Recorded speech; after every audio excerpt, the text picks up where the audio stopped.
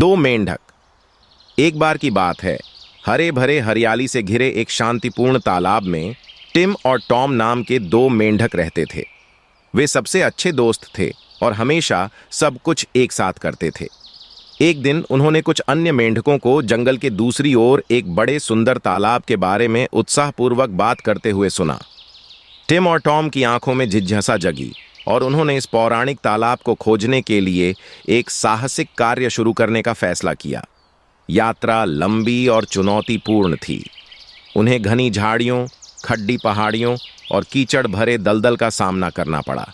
रास्ते में टिम और टॉम को एक बुद्धिमान बूढ़े कछुए का सामना करना पड़ा, जिसने उन्हें चेतावनी दी। आगे का रास्ता कठिन है और यात्रा खतरनाक है, लेकिन याद रखें, गंतव्य की सुंदरता यात्रा के दौरान सीखे गए सबक में निहित है। कछुए की सलाह को नजरअंदाज करते हुए टिम और टॉम वादा किए गए तालाब तक पहुंचने के लिए उत्सुक थे।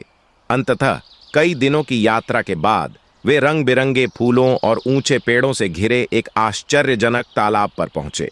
यह उनकी कल्पना से भी अधिक सुंदर था। जैसे ही टिम और टॉम तालाब में कूदे, हवा में उत्साह भर गया। हालांकि उन्हें जल्द ही एहसास हुआ कि पानी गहरा था और वे उतना अच्छे से तैर नहीं सकते थे जितना उन्होंने सोचा था। दहशत फैल गई और वे संघर्ष करने लगे।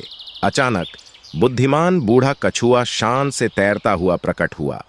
अपनी आंखों में शांति के साथ उन्होंने कहा, मैंने तुमसे कहा था कि यात्रा उतनी ही मायने रखती है जितनी मंजिल।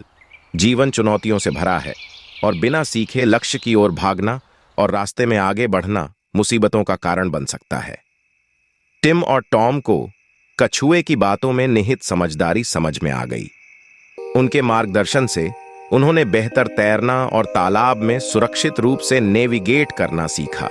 उस दिन के बाद से उन्होंने यात्रा के महत्व और इससे मिलने वाले सबक की सराहना की।